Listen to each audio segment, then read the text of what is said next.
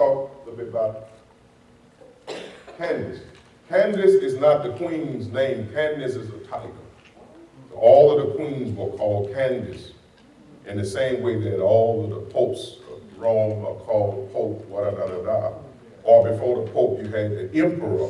Every leader of Rome was emperor, Or in Egypt, all kings were called pharaohs, but that wasn't their name, that's the title. So Candace is a title. Our spelling of Candace is from the Latin, so we pronounce it. Here are the other words of the Candace right here. I put up there, it's not necessary to pronounce all of those. But the Latin translation of that is Candace, that's the title. It means queen mother. It means royal highness, God Almighty. It means woman of stone. So it told you something about these women who ruled all of these thousands of years. That's where we get the term royal highness.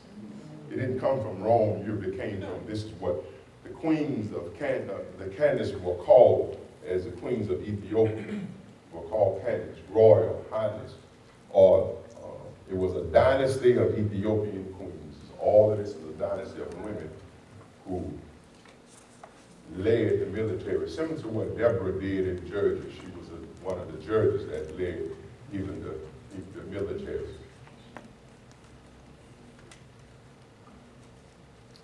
Here are names of 100-year reign of the Candaces that I want to bring this into the time of where Acts is. First, and I looked up the names and went to the name thing to get the original pronunciation, what would be our pronunciation of that, and that ain't important. If you want to write it down, there it is. I put the name. So Candace number one, the only one I'm going to do is go back 100 years because I want to bring us up to AD 41, close to the time that the story took place. First queen, Candace, 40 BC to 10 BC, second to 10 BC to 1, third one, 1 BC to 20 AD. Amanitor is the one who Augustus made the treaty with. She was ruling at the time of Augustus. So the treaty was made with her, Amanitor. All right, Torah. The story of Acts took place, the unity was under the last Amanitarian, her name. She was in 22 AD to 41 AD. She was the Candace at the time. She was the one who the Ethiopian unit, he came under her orders. So she was the ruling Candace at the time that the unit came over to Jerusalem to worship. Amanitor, I think is her name, if I got it right. Or some pronounce it Armantitari, or Amandatiri is her name. So the story of Acts took place that we talk about during her tenure. Now, in 41 AD, when this story, her reign ended, during the time of this story, Paul was not yet converted. The road to Damascus experience happened in Acts chapter 9, which was later.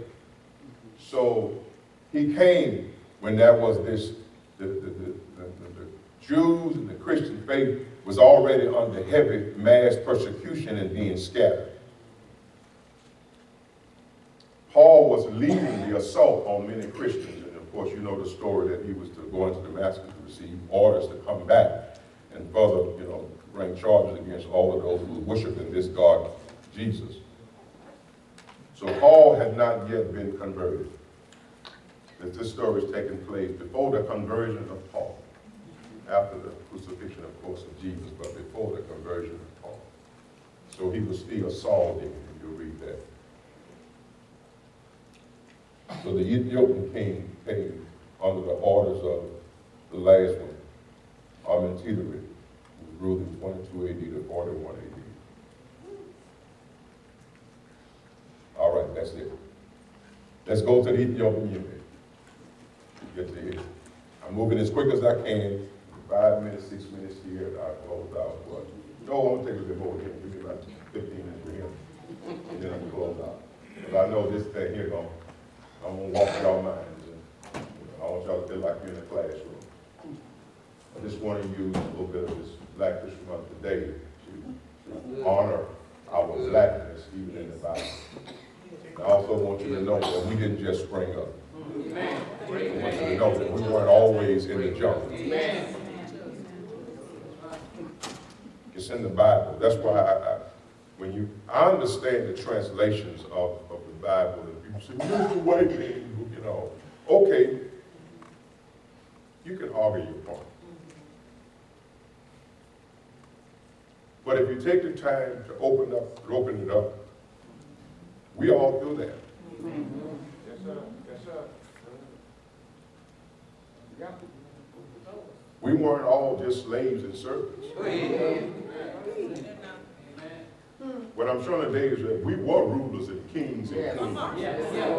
We had empire and military power and might that Rome could not conquer.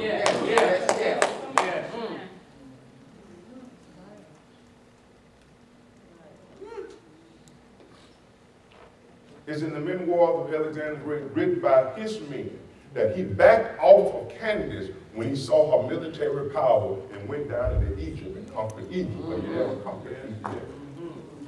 Wow. We were more than Zulus in the jungle.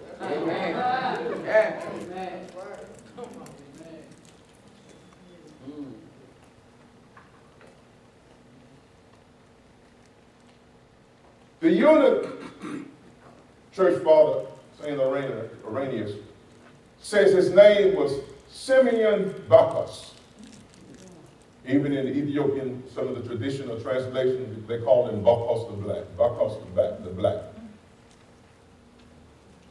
That's not to say that it's not true, but we understand that that would be a translation of his name, because Bacchus is not an Ethiopian name or pronunciation. So that is more than likely a translation of his name. In the same way that Jesus would not be the original name. Jesus, and the way we spell it in the Spanish, it's pronounced Jesus. So they spell the same with the H, but it's Jesus. But in the Hebrew, it's Yeshua or Yeshua. But get through with the Latin, the translation, we get Jesus. Now, we know who we're talking about, so we don't argue about the name. Because when I say Jesus, I'm talking about Yeshua, Adonai, the Son, the Word made flesh. So I don't argue over name. That's ridiculous and redundant. But in translation, you get these different pronunciations of the name. But when we say Jesus, we understand who we're talking about. Even though that's a translation, it still refers to him. My name in other languages is not James. Warren in Spanish, Jacques in French. Those are the two I took, so if I go to those people, they're gonna, if I say James, they're gonna pronounce it in their language. So Bacchus is a translation of his name. John Gill, in his commentary, and Dr. Gaffney, who deals with black biblical theology of the Bible, translate the name as Indich. What's his first name? This is confirmed by Dr. Gaffney, who said it is the Ethiopian tradition that the top servant would take on the name of the ruling monarch, which expresses his office. We know that that's true because Daniel, in the book of Daniel, we refer to it as Daniel, but his name in that Babylonian kingdom was Belteshazzar.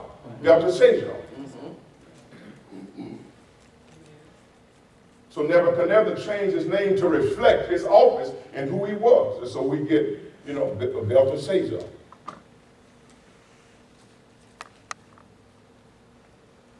So she says, then, if we follow that tradition, that is his name, Indich Abdelakah.